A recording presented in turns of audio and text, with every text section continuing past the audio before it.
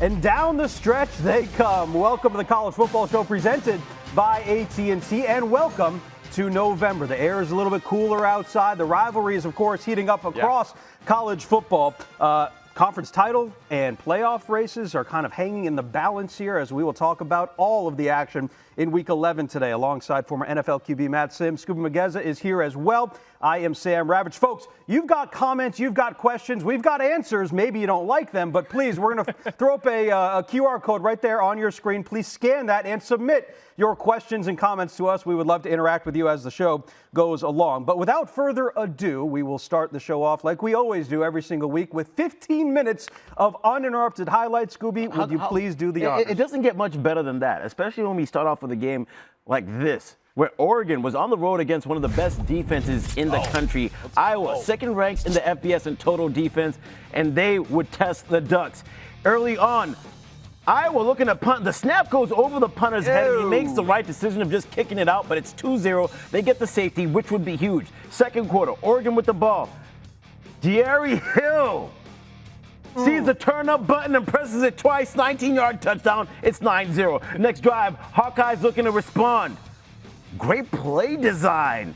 This is DJ Voname scoring as Iowa trails 9-7, and Oregon would tack on a field goal to make it 12-7. And then at halftime, you see the difference within yard totals. Oregon leading the way, but they were really leaning in towards the rushing attack, Matt. Yes, sir, they absolutely were. And Noah Whittington, Davison, Dyer Hill, these guys played so physical today and really did it in Iowa today. This was an Iowa football game, right? Wasn't it? It was. Yeah, and Kirk Herbstreit on game day said Iowa would win the game 16-15.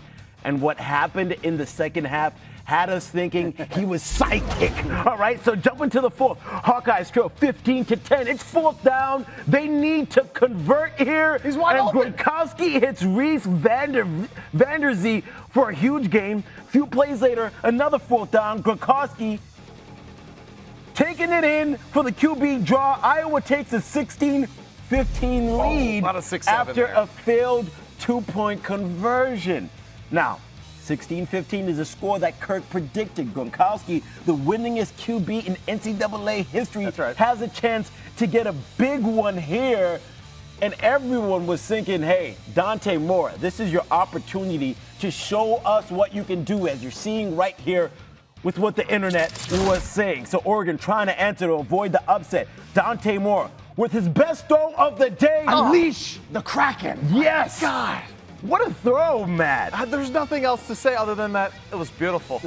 Sappington would be huge here as he hits the 39-yard field goal to avoid a disaster in Iowa as the Ducks escape with an 18-16 win.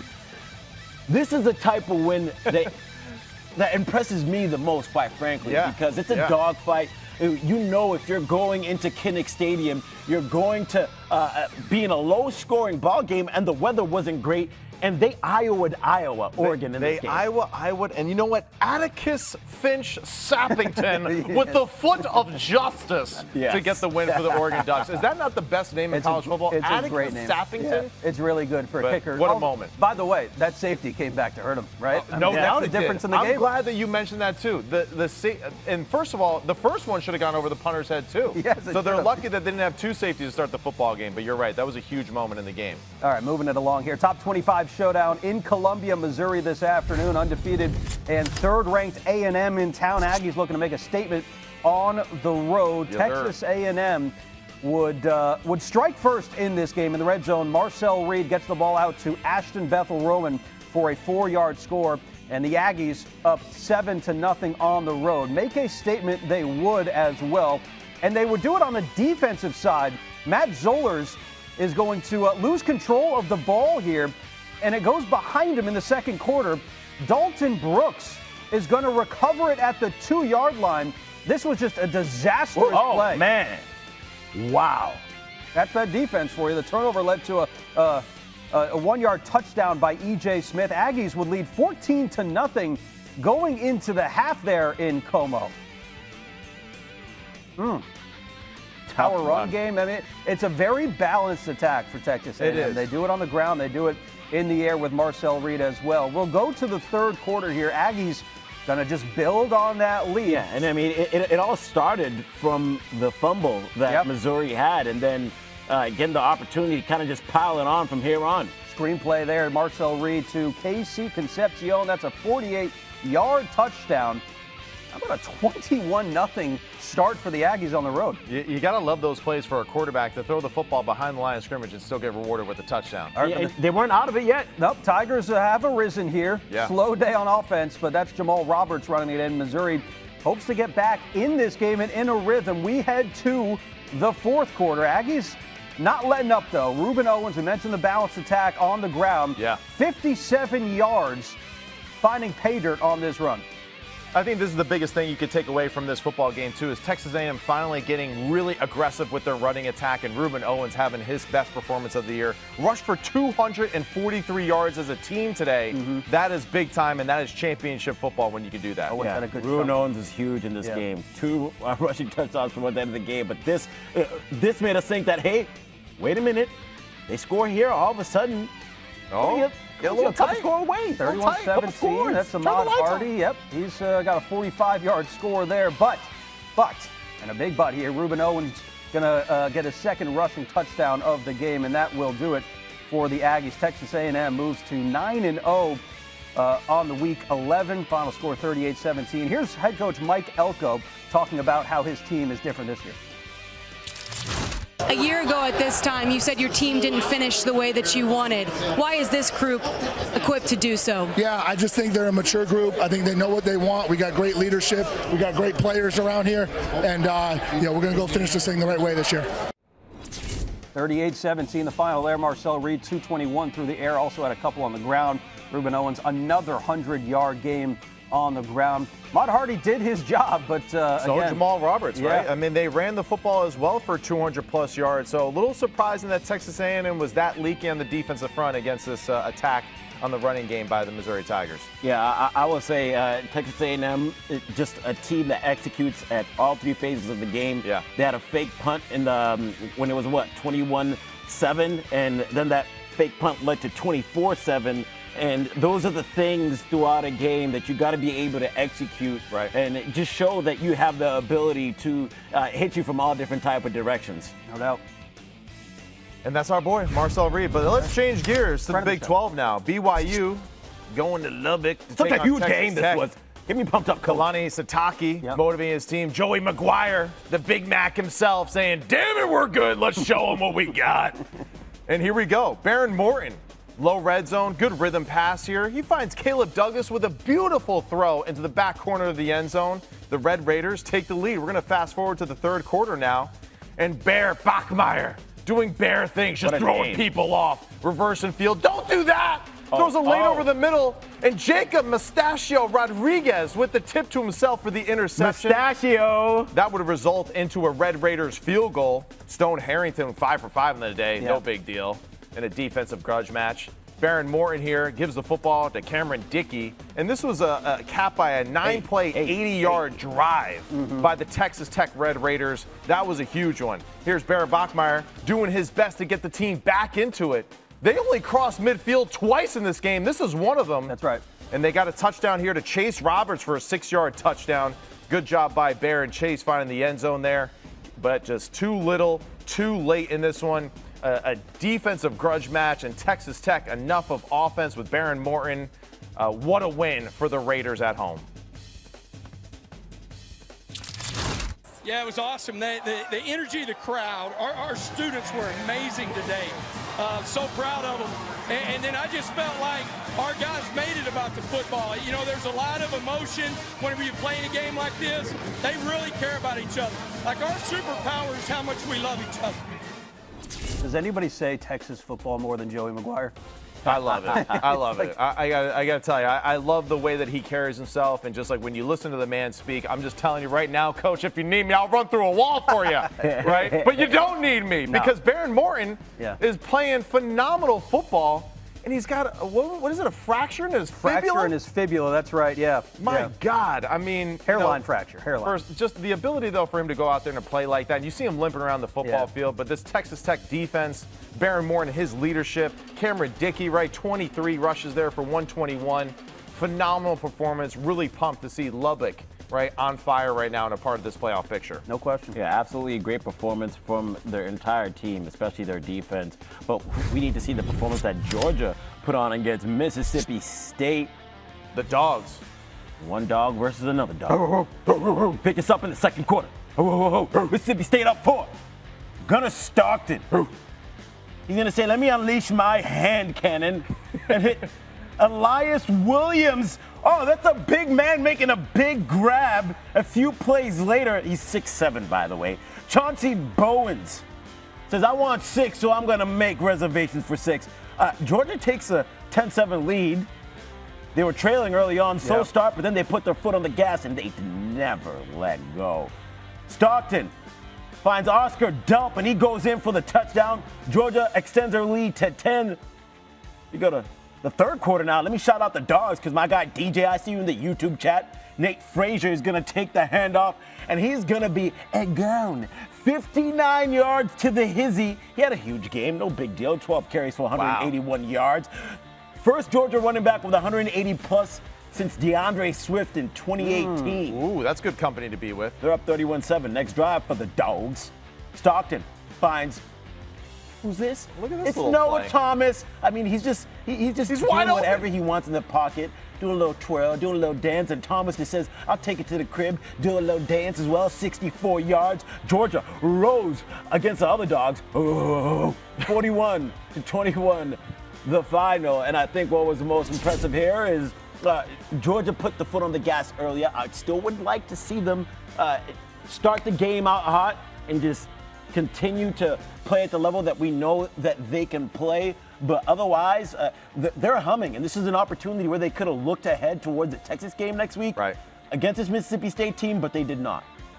I mean, what else to say? You can't count out Kirby Smart football team no matter what. And each week we find different reasons of, oh, they're not as good as they used to be, all that. And yet they're there with an 8-1 record. And I have all the faith in the world in their quarterback and Mike Bobo, right? I know Georgia fans. Shout out. I just said it. Mike Bobo's doing awesome. And Kirby Smart, man, just knows how to dial it up when it matters. Most complete, maybe, Georgia game that we've seen. And this is a Mississippi State team that just beat Arkansas as well last week. So impressive despite the slow start.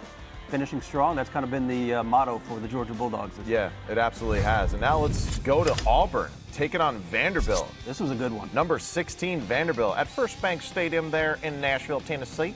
And there's Auburn's Tiger. I really don't know his name. Aubie. Oh, Aubie? Hey, good for you, Aubie. Seems like a simple enough name. That's right. Third quarter, Auburn leads 20-10. Cedric Alexander, 4-yard power run into the end zone. Auburn still leads 20-17. Later in the third quarter, Auburn 23-17. And Diego Pavia finds Trey Richardson. How did he get so open? Where's the defense? Defense was optional in this game, Sam. There was almost 1,000 total yards on the play. But that's Ashton we Daniels, like watching that. Very good. Hey, Ashton Daniels, man. This dude played awesome today. Yeah. 16-yard run around the edge there. Auburn takes back the lead 30-24. Fourth quarter now, Vanderbilt ball. Pavia calls his own number, and this is what I love about Pavia. Body punch. It doesn't matter. He just runs through it, spin the football, and look at him. He's just throwing money in the air. That wild man. That's very Manziel-like. You know, and then here's Cedric Alexander, rushes in for a 9-yard touchdown. Vanderbilt extends the lead 38-30. Later in the fourth quarter. This is the Cam Coleman show. Ashton Daniels to Cam Coleman. I mean, what a catch! That's Exactly. Right. I'll wait for it. Well, let's watch it again. Let's watch every angle we have of this catch, because it seems like this guy seems to do this every other week for this offense. Yeah, that guy, he can't believe it either. Holy shnikes. And then another one. And then here we go again. Woo. This one might even be even more impressive. The ability to adjust his body midair to catch that one-hander on the back shoulder, phenomenal. But first overtime, Pavia, little jump pass to Cole Spence. Cole Spence is just, I mean, unfortunately, if you had fantasy football, Cole Spence would be a first rounder because he's always in the end zone. I'm really confused about how they set up this last series. Good defensive call by Vanderbilt. They show cover 0. Ashton Daniels tries to throw the football to Cam Coleman. He's expecting one-on-one coverage. They drop to cover 2. They double up Cam Coleman in that low red zone area.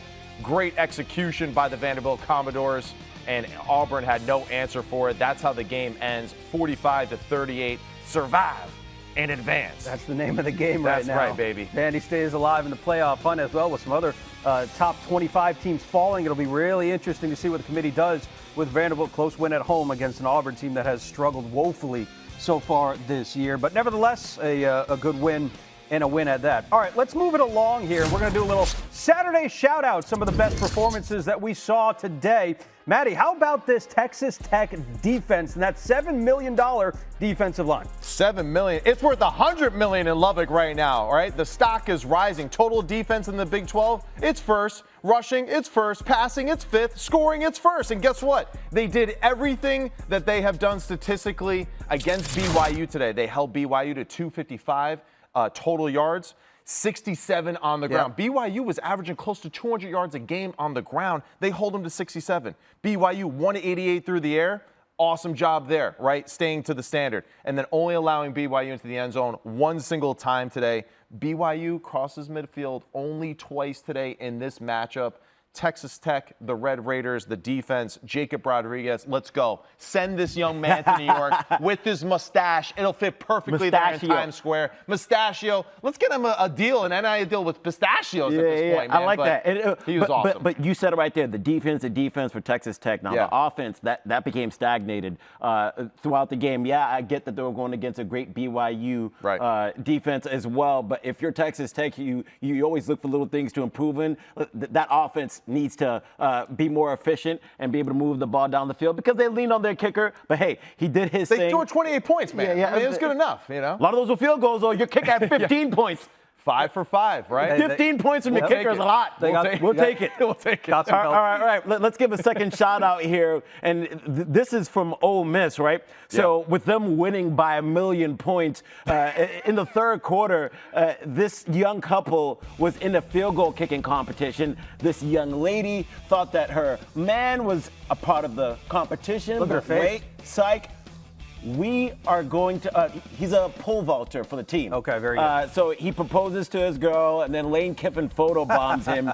And now they have a great moment together to remember. And Lane Kiffin is only going to do that while they're just absolutely obliterating the Citadel. But 603 yards of total offense, 333 through the air for Chambliss.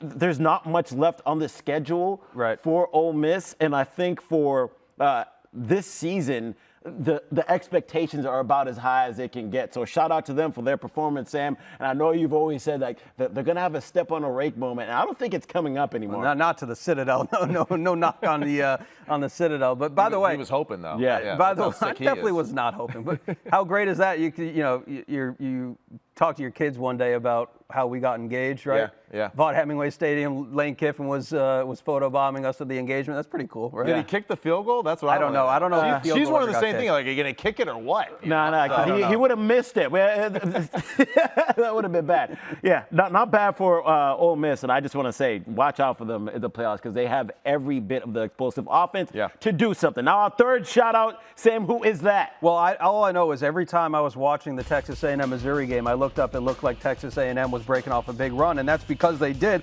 6 rushing plays that went for at least 10 yards today. All told, they have 11 explosive plays that held the Tigers to just 77 pass yards. And this is a Texas A&M team. I'm starting to hear the folks chirping, maybe the best team in the country, and I think there's certainly a debate to be made.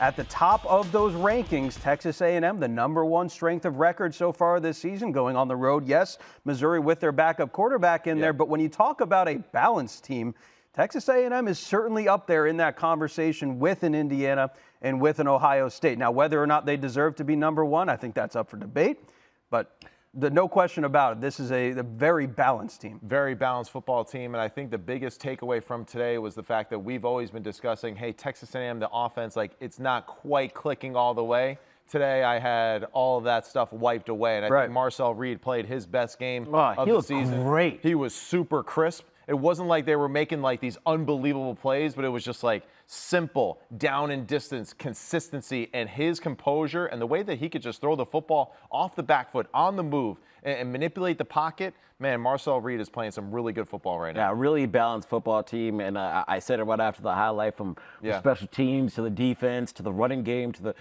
the passing game. Marcel Reed, they're only going to go as far as he's going to be able to take them, and I think he definitely has that ability. And when you look at the strength of record metrics, Texas A&M is #1 in the entire country. Maybe we can pop up the no SEC bias here, man. But all I know is we're giving flowers where it's deserved. There's no SEC bias here. Hey, get out of here. All right. Well, if you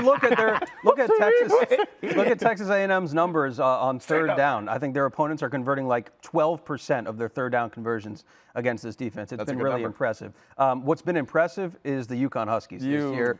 I grew up a UConn fan watching Dan Orlovsky. You went to Pepperdine. I did. No football team, by the way, still undefeated in that category. We know. 37-34. This was great for the Dukies in town. They got a little taste of the old rent up there in East Hartford. Joey Fignano, 25 touchdowns this year, no interceptions. UConn has lost 3 games this year, all of which in overtime. This team could easily be 10-0. And in the college football playoffs. Why are you smiling like that, though, as you say that? They're so close. Yo, you talk about UConn being in the playoffs, chat.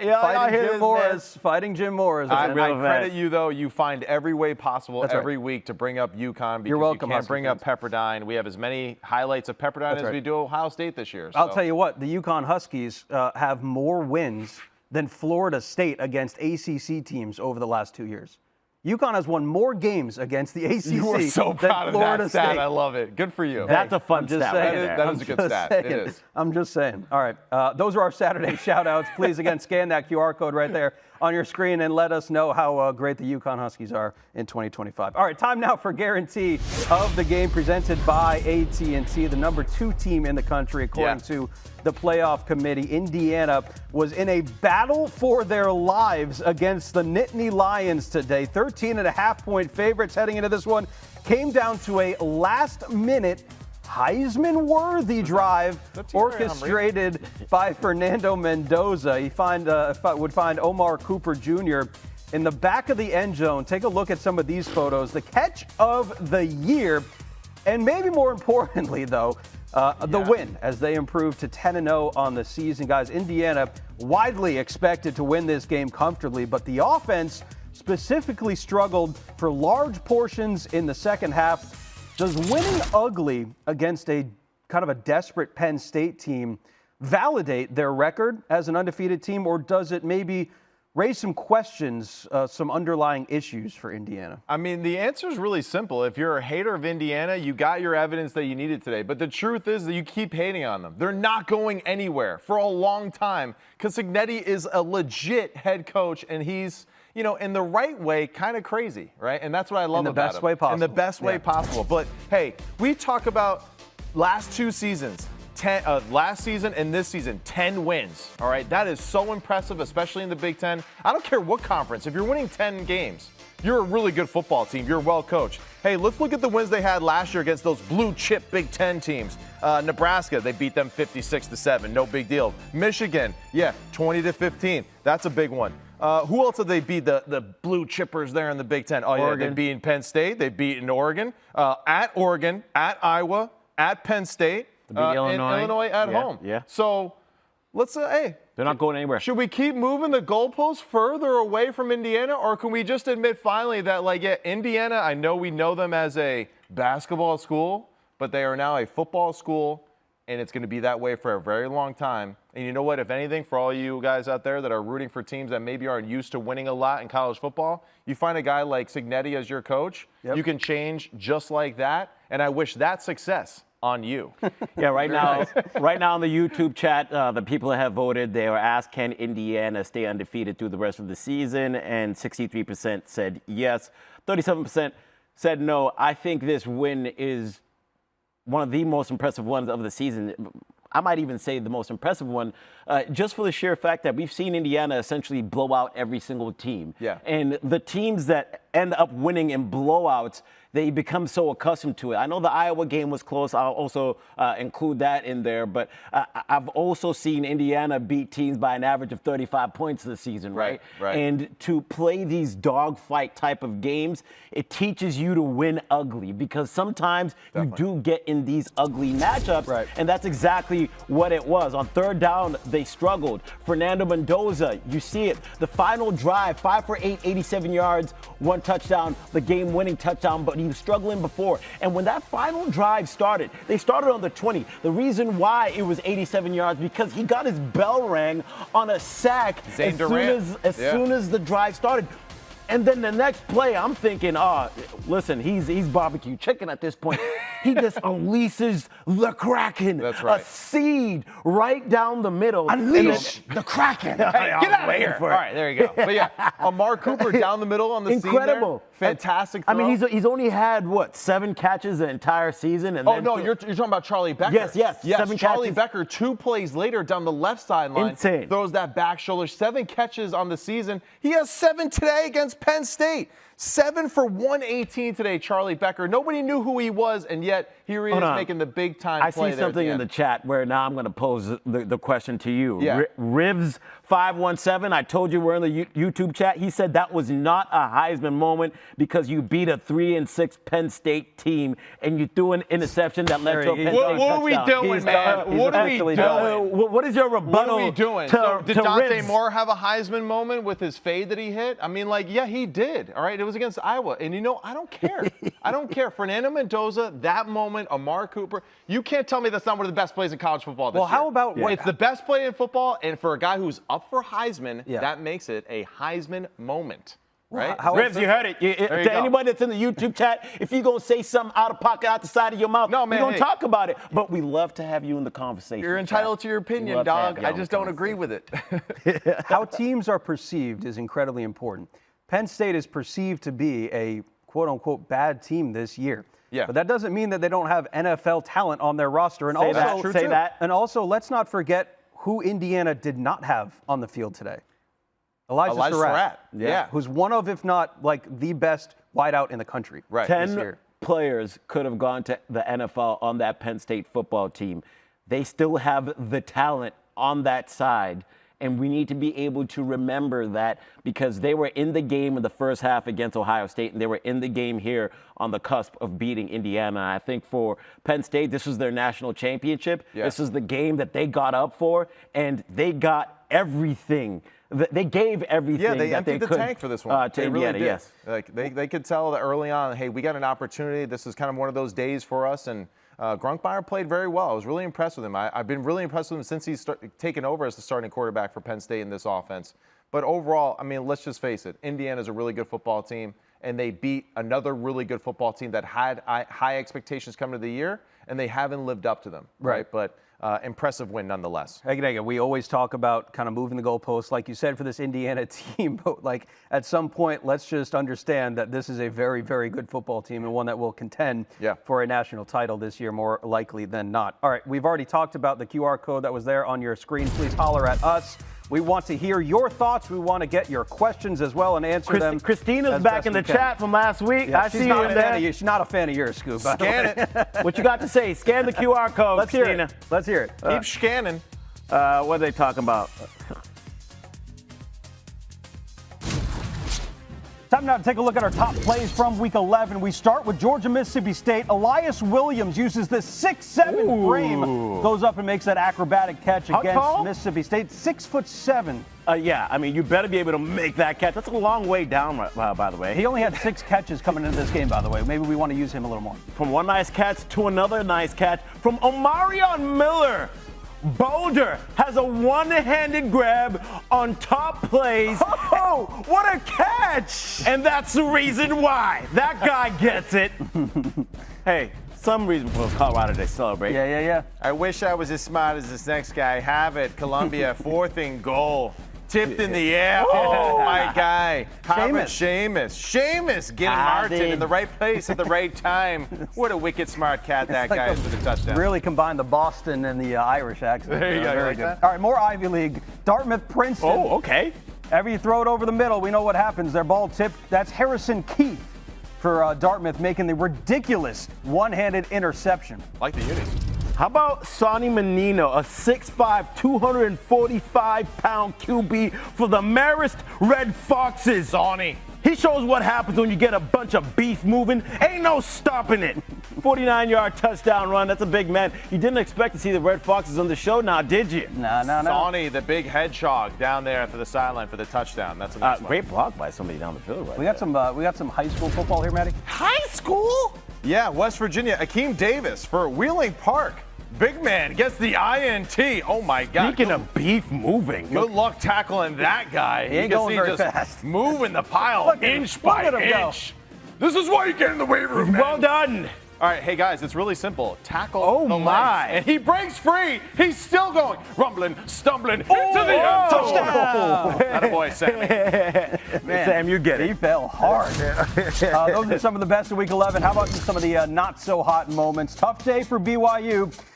Quarterback Bear Bachmeier went into hibernation here. Tries to hurdle Texas Tech defender. They're going to make him pay for it, but yeah. That's like when you press the triangle button by mistake in Madden and you just get laid out. All right, we go to the Big Sky Conference. Eastern Washington trying to get a spike here. 7 seconds left in the fourth quarter. They need to stop the clock and have a chance to win. All right, Jake Shackle is going to get the opportunity here at the QB position to spike the ball. This is how football goes, but disaster strikes.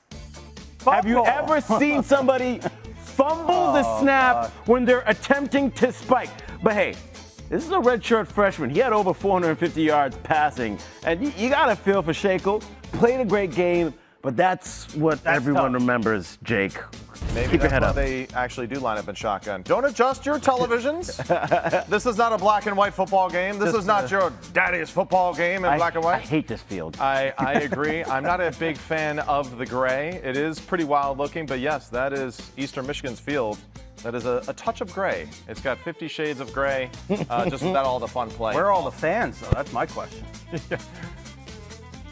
All right, time now for the playbook presented by Modelo. Top 10 showdown in Lubbock, Texas earlier today. College game day was in town as well. What a scene that was. Quarterback Baron Morton and that $7 million defensive line keep it moving. did not disappoint. 2,000 fans camped out all week there in Lubbock, Texas, Matty. They showed out, and they showed up to play. A defensive battle in this one. We're going to highlight some of the offense from Baron Morton as well. What do you see on the tape? Yeah, I wanted to show some defensive plays in the playbook, but my boss, Brian, he doesn't want to. He's like, it's the playbook. It's got to be about offense. No, it doesn't, but we'll get there. I'll eventually win that battle. Yeah, right? we will. Yeah. But it's really simple. We get it lined up here with a 12 personnel. We got 2 tight ends, 2 receivers, and a running back. We're in the shotgun. You can see by BYU, they're going man-to-man on the outside. They got that single safety guy in the middle right there. You know what? It doesn't matter. Our guy versus their guy, one-on-one, little shimmy at the line. We're just going to run that fade down in that low red zone area. And what I love about the throw by Baron Morton, you can just tell the rhythm. Off the play fake, left, right, plants that right foot in the ground. Beautiful throw into the back corner where only his man could get it. Caleb Douglas on a fantastic catch. The toe tap there. Love this rhythm, though, here. Left foot, then to the right, and just like quarterback, it is a 2-step man. Hey, left, right, he turns into that back foot. Look at the upper body movement. Drives off that right foot, get the hip and shoulder through. Beautiful follow through. Great technique by Baron Morton there. By the way, folks, this man is playing with a hairline fracture in his fibula. He's a tough guy, I'll tell you that much, yeah, okay? That's the definition of gritty. So the game plan was pretty evident early on, Matty. Kind of get the ball out quick, and I think that's what we saw here on this play. Yeah, so now we got a little bit of a different look here, right? We kind of have like speed into the boundary here. So that's where BYU, they're going to respect that speed into the boundary. We're going to get a switch release here by the receiver. So they're going to be in and run an in cut here. We're going to run a little wheel route off of that. Okay. And then here to the field with all of this room, we got off corner at the snap, and we're going to get a slant and go. And Baron Morton, very similar again. He's going to take that left-right footwork. He's going to go quick pump. He's going to reset back, get the football in time and in rhythm before this middle safety can make a play. And again, just great execution. Getting across midfield in striking range. You see that little pump fake. Now he's going to do that little shuffle back and throw a beautiful throw over the shoulder there. Great adjustment to the football too as well. One-on-one. Man, I love this right here. Let's do a little receiver teach tape here. Let's see it. All right, so the first 3 steps, right? Attack, right? Eat up all that space between you and the corner. So 3 steps, good. Ate up the space. All right, now what I love about this, you could already see he is stepping that right foot in the ground, and he is going to drive off that inside ball of his right foot. You could already see the exit angle here for him. Right off of the shoulder of the BYU defender there. And man, once he's even, Skubie, He's leaving. he's leaving. Deliver the football. What a sluggo route, Awesome man. throw right there. Gotta love it. Gotta love the old sluggo. It's not a slant. It's not a go. It's a sluggo, Sam. Sluggo. All right, 39-yard go. completion there to Reggie Virgil. That was the longest pass of the day for Baron Morton, but then he capped it off. He capped it off, and again, another beautiful play call here, which I love. You're going to get a 5-man blitz here by the BYU defense. They're going to let their defensive end drop out and play the running back in man coverage. You know what, though? We love that as quarterbacks because we got our athletic running back against a guy that doesn't like covering people in space. He likes getting after the passer. So BYU trying to be creative, but it don't matter. All right, we're going to attack that guy. They run a little corner here, and then we got an angle out of the backfield. Does this look like a San Francisco 49ers offense right here at this play? I mean, is this Christian McCaffrey? No, it's not, but Baron Morton does a great job finding his man. And you can see again, right, him, right, the running back against that defensive end. I mean, come on now. Come on now. Forget about it. Fantastic athlete, but that's not what the man does. He doesn't cover skill guys in space like that. And Baron Morton delivers a fantastic football on that front pack, and he does the rest after that. So great execution by Williams and Baron Morton on that football. I'm going to say it again. I don't know about you. I've never done anything on a fractured fibula before, but you need some help for your defense if you're going to try and do it against this defense. And for Texas Tech, they got a guy who's pretty good there in the linebacker position, Jacob Rodriguez. Captain Mustachio, all right? He's got the best stash in the game, man. I'm trying to grow mine out, too, but it comes out a little bit white trashish, but I'll keep working on it. We'll find out next week. We'll find out next week. But, you know, hey, for this game, this is what I learned about Texas Tech. It's a good defense in the Big 12. It's a good defense in the SEC. It's a good defense in the Big 10. It doesn't matter. This defense is legit. It'll play. And you know what? We're just going to show the disruption here. Not a good situation for Bear to be in, all right? But you know what? Bear's strong. Bear wears 47.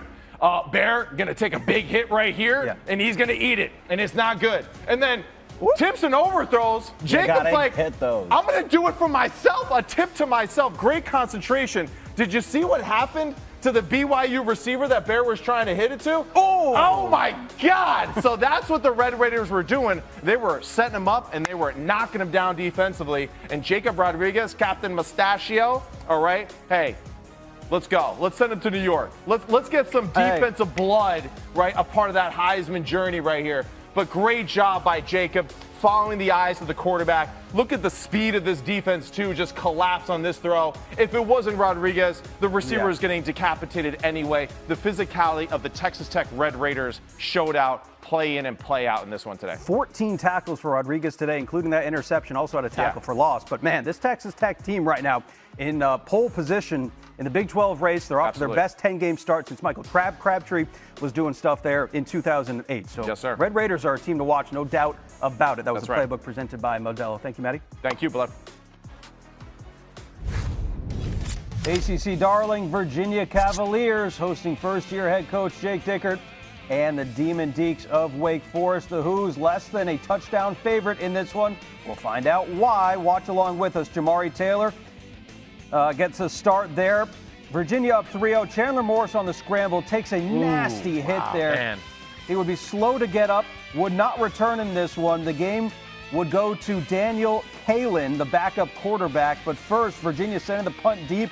Carlos Hernandez going to take this one to the house. 88 yards for the touchdown. Wake Forest going to jump in front in this defensive battle, 7-6. Late in the second.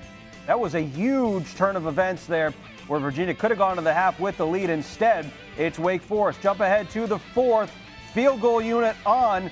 Connor Calvert converts on a 49-yard field goal. Demon Deacs lead 7 over Virginia 16-9. Virginia trying to come back like they have done so many times before this season, but on that fourth down pass, it's incomplete. Wake Forest takes down number 14 Virginia, 16-9. Yeah, and the fans I mean, it's not great for the ACC, man. You can only win close so many times before some team comes up and gets you, and that was Wake Forest here, 16-9. Virginia takes their first conference loss of the year. Remember, they had the non-conference loss to a conference opponent, NC State, earlier on in the year.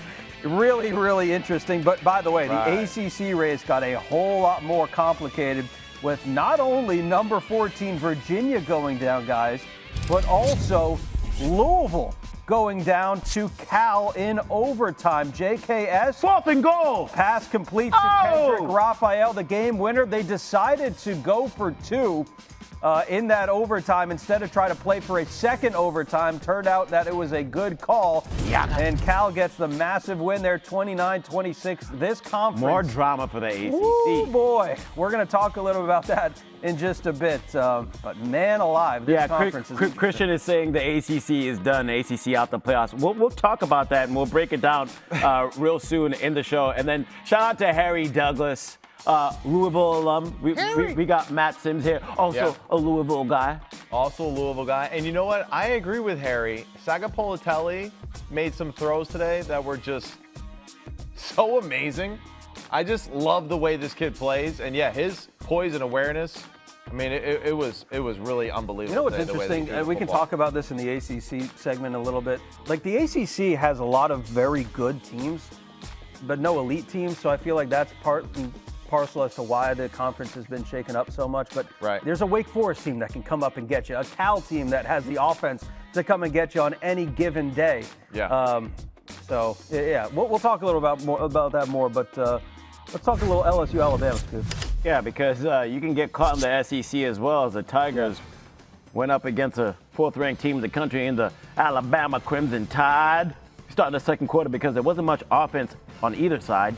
Alabama at LSU's 4-yard line, and Daniel Hill just punches it in over here. Touchdown. Alabama goes up 10-3.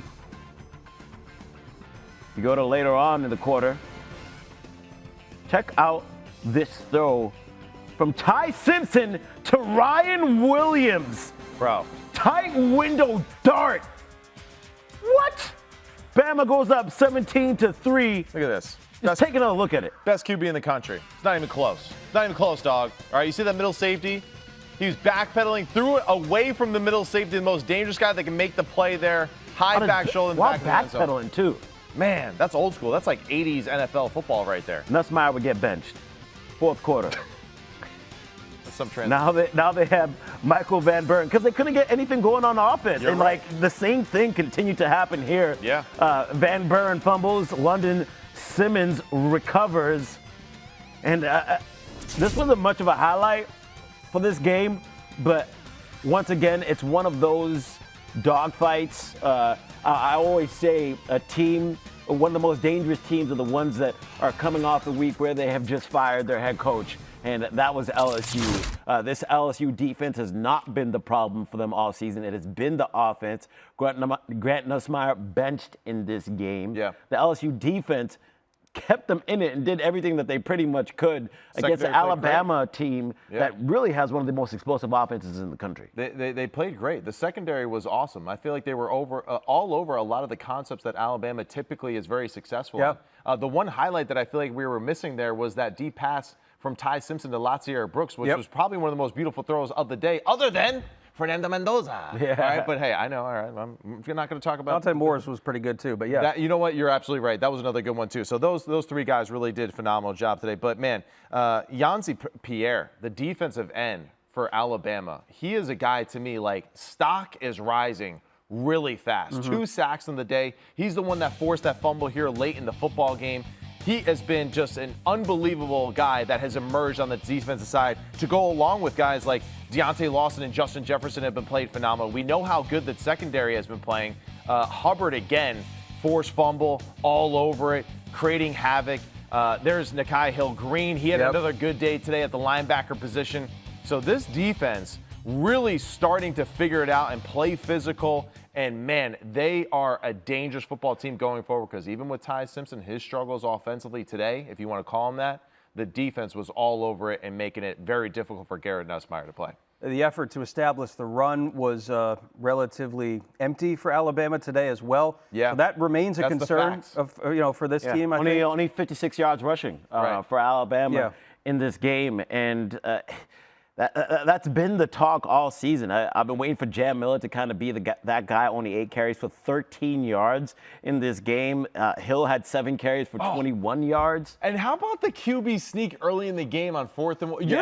I mean, listen, I love Ty Simpson. As a runner, right? yeah. But he has 2 toothpicks as legs. I don't expect him to drive through anything on a 4th. Never mind that defense. Give it to Jam Miller or to Hill. Let guys with some strong quads get in there in short yardage situations. But this, once again, it goes back to what I said. You got to be able to win these games because you're going to get to a certain point in the season or in the playoffs where your offense just isn't clicking. And then one side of the ball is going to depend on the other side of the ball just a little bit more. And the defense was able to hold it down for Alabama. And I'm looking in the chat right now, and I understand that this win can make you look at this team and say, all right, like Alabama is suspect. They lost to Florida State as well at the beginning of the season, and Florida State is looking even worse and worse as the season goes along. So this Alabama team shouldn't be ranked as high. So if somebody says that, like they are in the chat, I'm watching, what would your response be? What would my response be to them being ranked as high as they are? Listen, the week 1 loss to Florida State, throw that out the window. Just like call it a preseason game. Yeah, right? and honestly, it really is in a lot of ways. And now I'm not like taking credit away from Florida State and how they played that day. Listen, they out-hit Alabama. They were all over them. I get that. But I got to talk more about like relevancy and like what's happening now as we watch these games play. I see the best quarterback in the country in Ty Simpson, and I see an offense that, yeah, you can keep them down, and that's what they did for the majority of the game, LSU, with their unbelievable secondary, because it is one of the best secondaries in college football. But when it came down to it, Ty Simpson made some big-time throws when they needed him most. Well, also, how about we do this in reverse?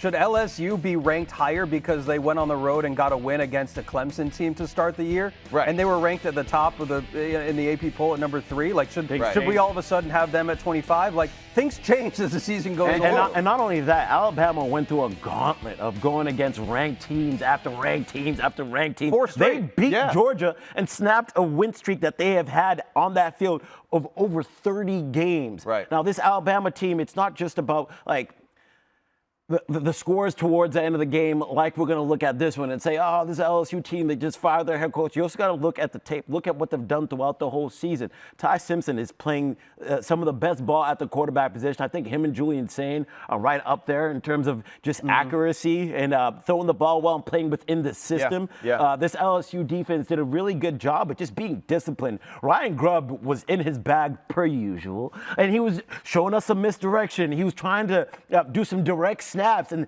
they were disciplined and played great defense on that side of the ball. And I think at times teams are going to play towards their ceiling or play towards their floor. I think 2 teams today that we typically don't see play towards their ceiling, especially on the defensive side of the ball, was Penn State and LSU.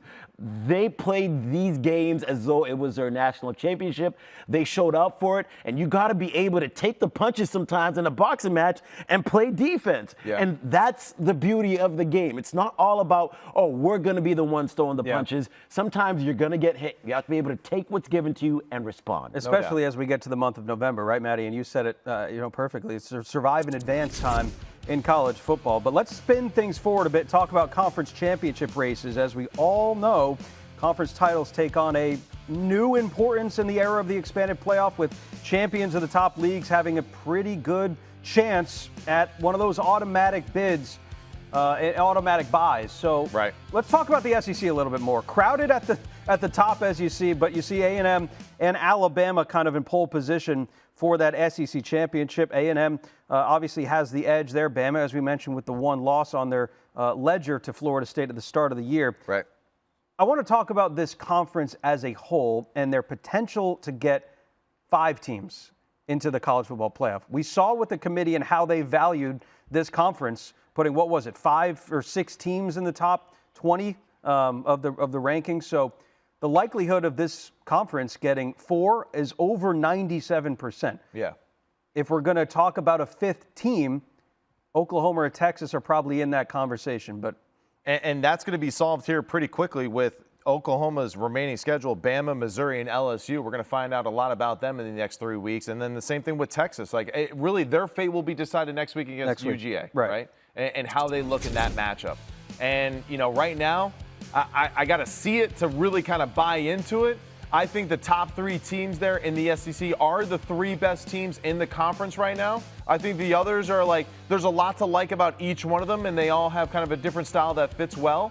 But Texas A&M and Alabama, to me, are like, I definitely can trust that football team. Georgia, I know the defense isn't quite what it used to be, but man, Gunnar Stockton, I just have faith that in a critical moment, he's going to make the big-time play for them when they need it.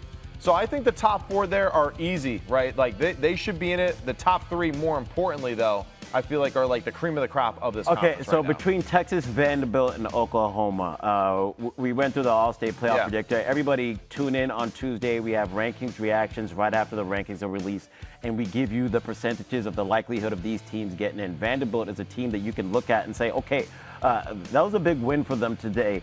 Can they get in the playoffs? They only have 2 games left. The tough one left on their schedule is Tennessee on the road. Yep. Right? And they've pretty much beat everybody else in front of them. 2 tough losses. That is against Texas, and that is, of course, against Alabama in a game where they had 2 turnovers in the red zone. I think they have an opportunity to make the playoffs as well if they're a 2-loss SEC team. It's hard to keep that out. And then Texas, it's a little bit tougher for them. They got Georgia next week, and then they close out the season against Texas A&M.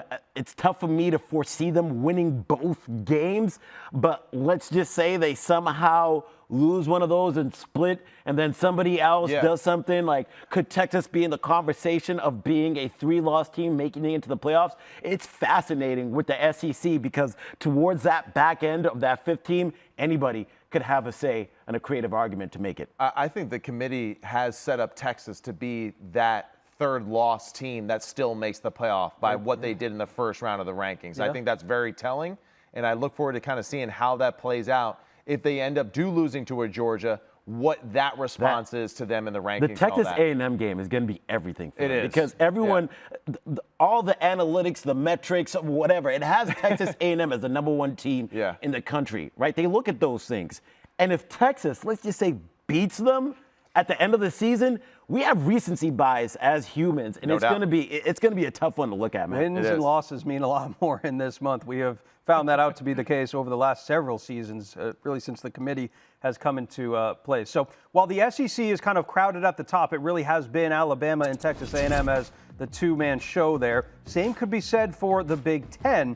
Indiana and Ohio State, the lone undefeateds there in this conference. Seems like a collision course between these two for the race to Indianapolis this year, but there are still quite a few teams in the hunt for that potential 3rd playoff spot. Maddie, just your overall thoughts on the Big Ten and what we've seen through 11 weeks of college football. I trust the top 2 teams, Indiana and Ohio State, wholeheartedly. There's no doubt in my mind about those teams at all. Oregon, young football team. Man, this is a big-time win today. I'm really impressed, too, with Dan Lanning and Will Stein just saying, hey, this is what it is. It's an ugly game. We're going to run the football. We're going to win it that way. I think that's a huge growth moment for that football team to win a physical game like that across the country with crappy weather. Really impressive. I think Oregon's a year away from being a real championship contender, right? To actually win it all. With a Dante Moore with another year of experience, I think the top 2 teams are easy to go so for this is Christian in the he's been cooking you in the chat, and that's fine. We've brought this up for you to be able to answer his question. Right. Go ahead and take a look. He said, and since Matt is so heavy on Indiana, which we aren't moving the goalpost on, they don't play a tough schedule enough to be respected if they get bumped out the playoffs. You know, my man, Christian, you didn't listen to the show then early on the day because I just went through the entire Big Ten conference and they beat every single team within the conference in the past 2 years except for Ohio State. And you know what? Other teams in the conference have that same issue. They can beat everybody except for Ohio State. So I understand that, like, listen, maybe moving the goalposts is a little aggressive, but the truth is just like, enough with it already. I'm tired of it. Last year, I get it. It was funny. Indiana, weak schedule, all that. We've seen enough now. We have enough evidence as football fans to know that it's legit. You don't get lucky 2 years in a row winning 20 games. I mean, come on. And now. by that point margin that they've averaged and over the last several years. I do think that there is a question to be asked about Indiana as it pertains to the elite teams. There's no question this is a very, very good Indiana team, but Are they going to win a game in the college football playoff So I guess this year? the real question, right, that we're answering for Christian is that maybe Christian realizes that the Big Ten isn't as good as a conference as maybe people thought it was going Which is into the fair. season. So that's a whole other debate. I think that's Christian's point here. And by the way, Christian, we love how you're in here every single week. You're active in the chat. Love it. Continue to do that. Subscribe, like, please. We enjoy everybody. And eviscerate our comments. Yes. Yeah. But I think that's a great point. Maybe that the Big Ten isn't as good as we think it is, because a rebuttal that I'll have is, who has Ohio State really beat, right? Right. And then we have them as the We're still number hanging on one a team in the Texas country. win from September, right? And that Like- Texas game was 14-7. Yeah. This was a Texas offense that really was not great at all for the first half of the season. Right. And you opened the season early on, Arch Manning for his first true road game against a really good defense in Ohio State. And we've learned that Matt Patricia is like legit as yeah. a D Real deal. coordinator for them, and this unit has got playmakers all over it. And that's where, like, Ohio State, we're going to learn a lot about Indiana, right? Because it does seem like they're on a crash course right now in the Big Ten championship game. The question is, right, is there 4 teams? No, I don't think so. It's a 3-league race right now. And really with Oregon, we'll see too as well. They got a few tough ones at the end. All right, very good. So that's the SEC and the Big Ten. Let's move over to the Big 12. Yeah. You could make the case based on what the committee has told us that they are in a good position to send possibly 2 teams to the college football playoff. But did the way BYU lost today change our minds about how we view this conference as a whole in a potential 2-bid league? Unfortunately, I think BYU losing will affect the committee going forward, and it will affect how many teams the Big 12 Because how they gets. lost wasn't good either. Because how they lost wasn't good. This is an offense that statistically has been kind of average for the entire season. Now, the running game has been awesome and spectacular, but everything else is... They're limited. They're limited. I would agree with that. The defense, I think, is obviously very opportunistic. I wouldn't say that it's one of the better units with even in that conference. All right, they've made some big plays when they needed to, but I do believe that Texas Tech is by far the best chance the Big 12 has of making not just like being a participant, but actually making a run within the playoffs. And that's really now what we're getting into. Right. All right, it's not about participating. It's According to about the run. ESPN analytics going into the game, there was a 49% chance that these 2 teams would see each other in the Big 12 championship game, as they both had a 70% chance to make it towards AT&T Stadium. So we could still see these 2 teams run it back in the Big 12 championship game, and I think it's tough to say which one would need to lose. I guess Texas Tech? Let's say BYU loses. They already have one loss, right? Let's say they make it to the championship game and they lose against To Texas Texas Tech. To the again, same team? Yeah. twice. No, they're not. I think they're out. They're out. I think They're out? I think the one way but let's say maybe it's a for close 2, one. Let's say it's a what if close one. BYU wins, though, over Texas Tech? But then Texas Tech has 2 losses. They have 2 losses. I don't know. Like, do you say, hey, So we I beat the said conference champion? Yeah. Does that give us enough to get through? That's a good point. Because that makes it very difficult. And listen, ladies and gentlemen, I love chaos. And I just thought of a chaotic situation. So I'm like, Dr. ooh, Doom over here. Ooh, that makes me really excited. Like, if we could get this rematch, and then all of a sudden BYU ends up winning that game, but then Texas Tech can say, but we beat that champ, and then BYU, man. You'd have to tell Texas me Tech has 2 losses. Right. You'd have to tell me how Arizona State did the rest of the year. That's a good point, answer too. that question. Okay, Yeah. that's a good point. Like, is Arizona State finished 3rd in the conference, or did they finish 6th? Okay. That would maybe answer that question. Towards the end of the season, we start to put a magnifying glass on these teams and how they've performed in other matchups. I mean, the first couple months of the season, it was sloppy for BYU. They fell behind against a couple of teams. That is in Iowa State, Colorado, Damn near their Arizona. whole season has been like this. They're kind of the Virginia of the Big 12, honestly, in a lot of ways. They've snuck right by. So you could have an argument of like, well, they really just snuck into this opportunity at this point. So That's a good who point. knows? Yeah. We asked you to submit some questions, and you have. So let's get to one here regarding the ACC and the conference championship race. How will the ACC championship game shake up with Georgia Tech, UVA, Pitt, SMU, and Duke, all with 1 conference loss? Duke has 4 losses on the season. However, only one of those is in conference play. Duke will get UVA, I believe, next week, so that could shake out some things there between those 2. But yeah, man, this is an incredibly interesting race, and it got even more interesting with the losses today for Louisville Shout out to our production team, by the way, because we got this information literally like 5 seconds ago. Yeah, and already we have it as a graphic. Shout out to y'all, man. So here's what you got. The percentages for each of these teams and the odds to make the conference title game. This is maybe the most fascinating conference. That's crazy. For a lot of different reasons. But it's a one-team conference. Okay, but hold on. Georgia Tech has Georgia on their schedule. Correct. Georgia Tech can beat Georgia, lose in the ACC championship game, and they're still going to be out. No, if you beat Georgia, you got to make it. So. If you beat Georgia, you got to make it. Did you see the way that Heather looked at us the other day when she said that? She said she didn't think Georgia Tech would win the game. That's a good point. That's real. But still, she was kind of like, nah, it ain't going to happen. So that kind of tells me, like, reading between the lines of, like, discussions she has had with other people in the committee, that makes me concerned. So the NC State loss drags them down that much? I don't think that it does, but I'm saying in the eyes of the committee, I think it will. Yes, I would say that. In my eyes. Because I love Georgia Tech. No, I know. You know. There's a spot in my heart for Haynes King. I just think those cancel each other out. Wouldn't a Georgia win cancel out a bad loss? See, you're thinking too logically. This is not what the committee does. It's not the way that it works. logic. Yeah, it's not. I think the ACC is a one-and-done crew. I do. And it's interesting because they did have teams ranked higher than some of the Big 12 teams that were ranked on the back end behind them. Right. I don't know. I think it's going to be really interesting to watch. Yeah, and shout out to Rivs in the chat. You've been pretty active over there, and he saw that Duke was one of the teams second to win the ACC, which is crazy. Made the ACC title game, and they just lost to UConn. They did lose to UConn. Yeah, they lost to Illinois. But listen, that was not an ACC title game. We're talking about. It wasn't even an ACC matchup. Excuse me, that's what I meant to say. Yeah. It's about your conference wins and losses if you're going to make it into the title game. And even though it's not a great loss to lose towards UConn, you could still have an opportunity to play in the title game, which, by the way, if you win your title game, you are going to the playoffs.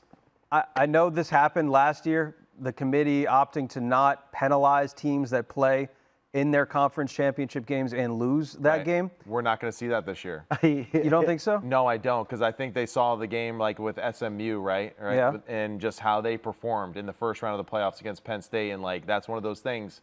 I just think they're going to have a hard time forgetting about stuff like that. So that's why, again, like I'm just going to triple down, quadruple down. The ACC is getting one. It's getting one. But they're best. Heather said the same thing, though. It just feels like a one. The Big 12 might get one. We might get 6 SEC teams. Here we go. Oh, you hear that? Here we go. Wait.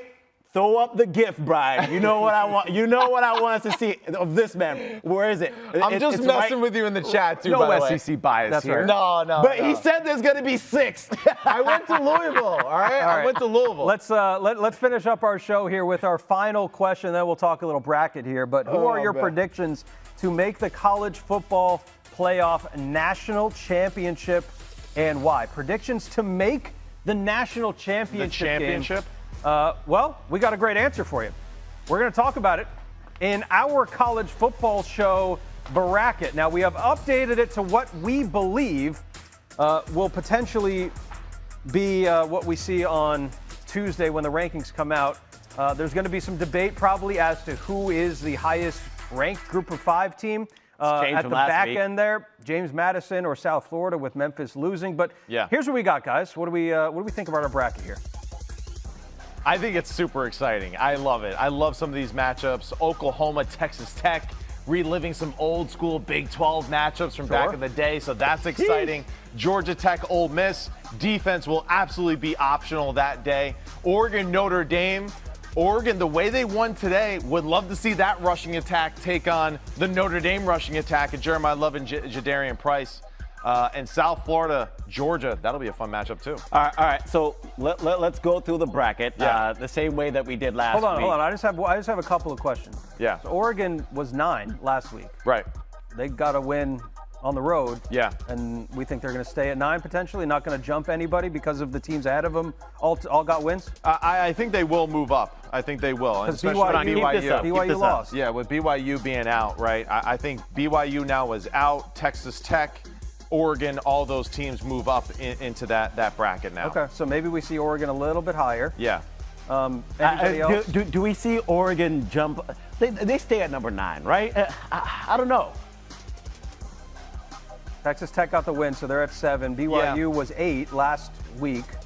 BYU lost, so we moved Notre Dame up from 10 to the 8th spot. That's right.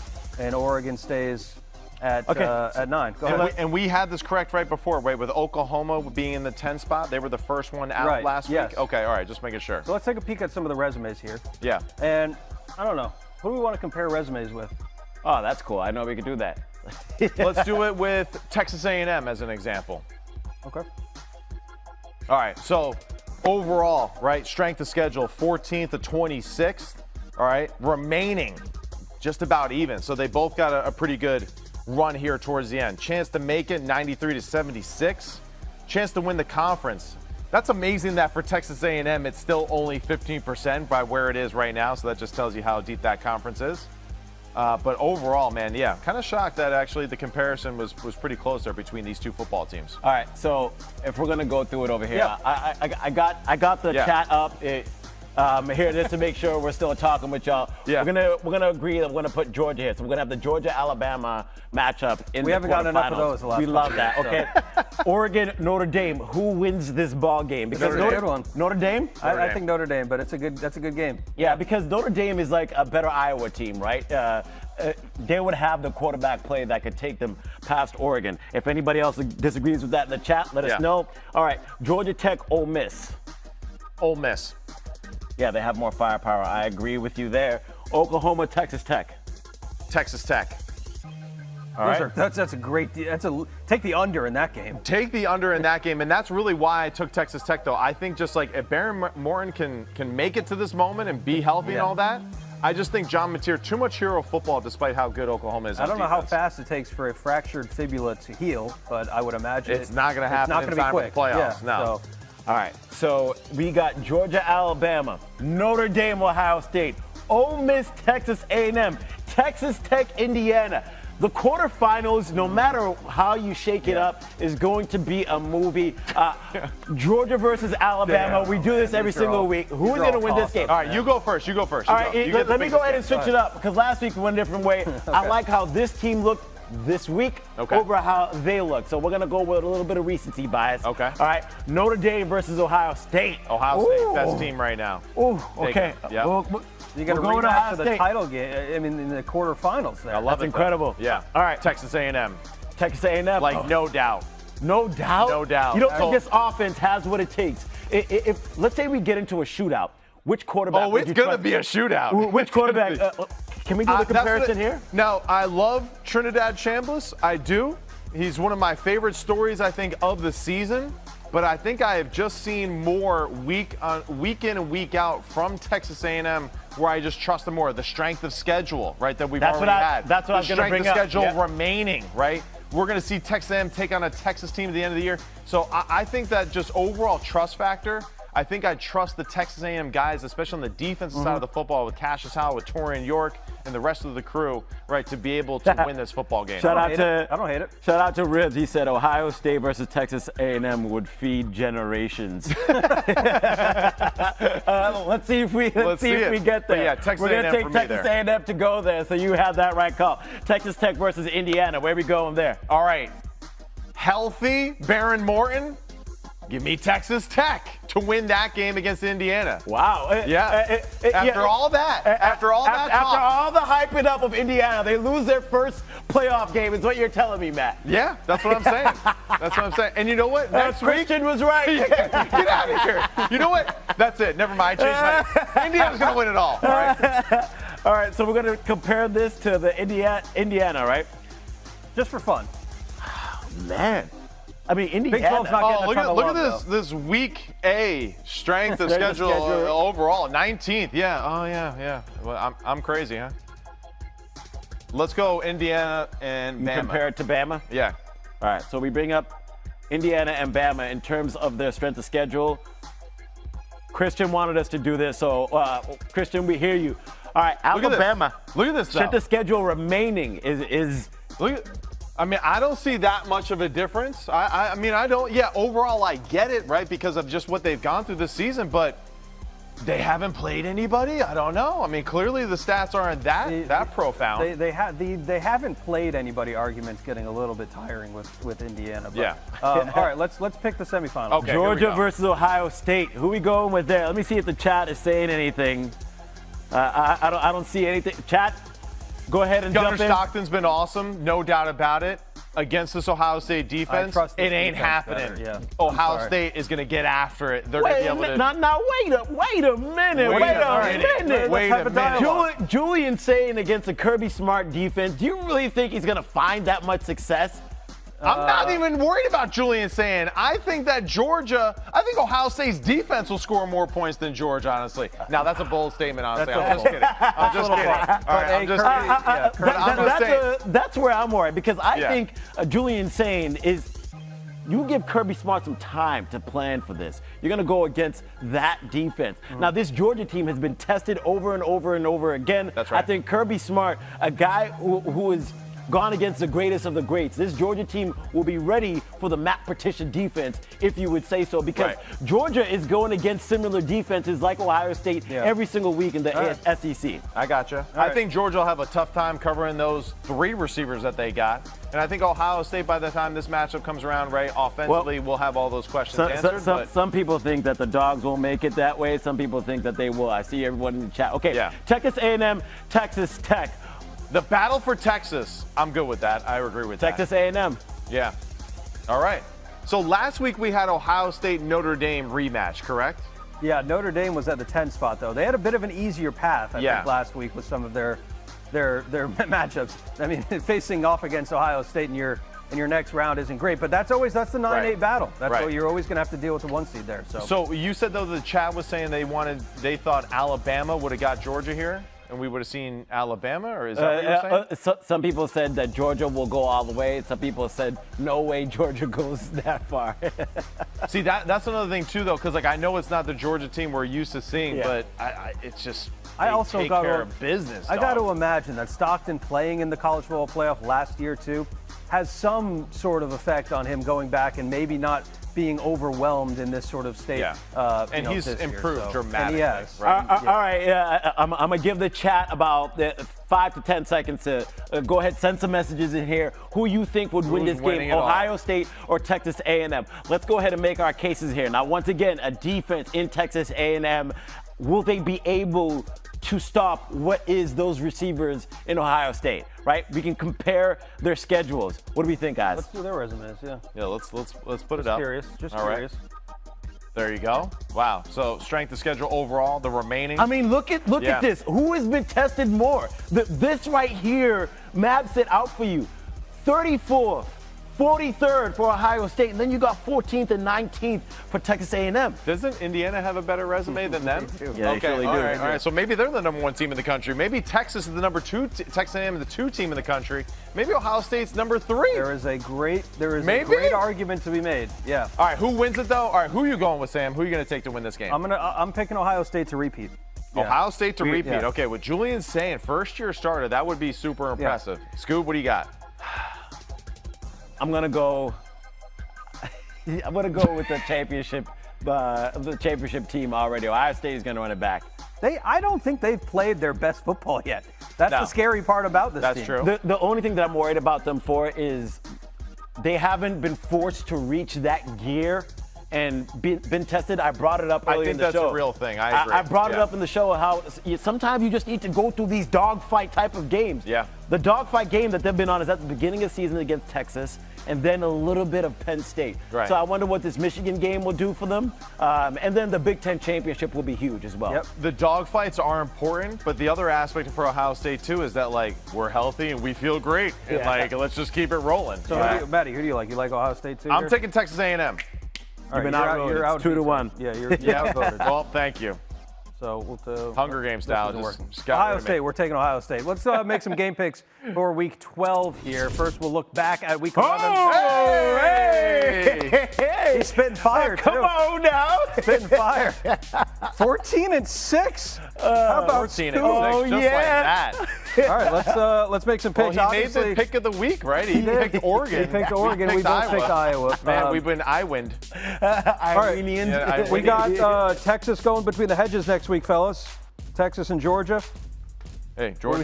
What do you think? Give me the dogs, baby. Based on our bracket, I'm going to save us all some time. We picked Georgia. We all picked Georgia to win this game. Oh, we did? Okay. All right. Yeah. Well, it shows you I'm paying attention to the rundown. Played some great ball right now. We all picked Georgia. All right, let's go. We got one more. We're picking Oklahoma and Alabama. This is an interesting one to me. Oklahoma. I'm going against the grain here from y'all. Are you see that smirk on his face? Yes, he is. Are you He's doing that. Yeah. He's going There's there. no way. There's Why? no way. Why are We you could going put with money on it, Oklahoma? dog. Because just as quickly as Mateer can lose Oklahoma a game, he can also win them a game. And I do think that They Oklahoma's can't defense run is the a little ball. bit better. They can barely throw the football. Alabama can't run the ball either. That's a good right. point. But, That's a you good know, point. they do throw it for like almost 300 every game. Yes, and Oklahoma's secondary was exposed a little bit to Ole Miss, but I think You still feel good about that pick I don't feel as we great go about through that this aspect of exercise? things. I think Oklahoma can get to the quarterback a little bit quicker. Maybe. I mean, listen, I'm in last place. So They I can really get be to the talking quarterback. so You're right. confidently, They've had a game this year with I don't 10 know what sacks. the spread is for this game, but I think it's going to be close. Let me put it that way. If we were picking like against the spread, I would have picked Oklahoma to cover the number. Put it that All right, way. now that's different. That's Well, we're not different. picking that, so I had to we're pick not them picking- outright, You so. picked them outright, Yeah. and your case was you believe the defense, and you think Mateer is going to do his thing. I think he can. He's certainly Okay. capable All right. of it. Ty so. Simpson, Heisman race will continue, Yeah. right, against that Oklahoma Okay, defense. very good. Scoop, you picked Bama too, right? You were on the Bama team. Roll Tide. All right, very You good. hear me? It's like, very good. Shut up, guys. All right, stop talking. That's going to do it for us Yeah. here in Week 11. Thank you all so much for watching the College Football Show presented by AT&T. We'll see you next week on Week 12. Also, tune in Tuesday night. We got Rankings Reaction. Oh, that's right. Part 2. Yeah. So we'll be back after wanna the, talk some more the ball? rankings are announced. So. See you Tuesday. We'll see you Tuesday, y'all. Be good. Y'all.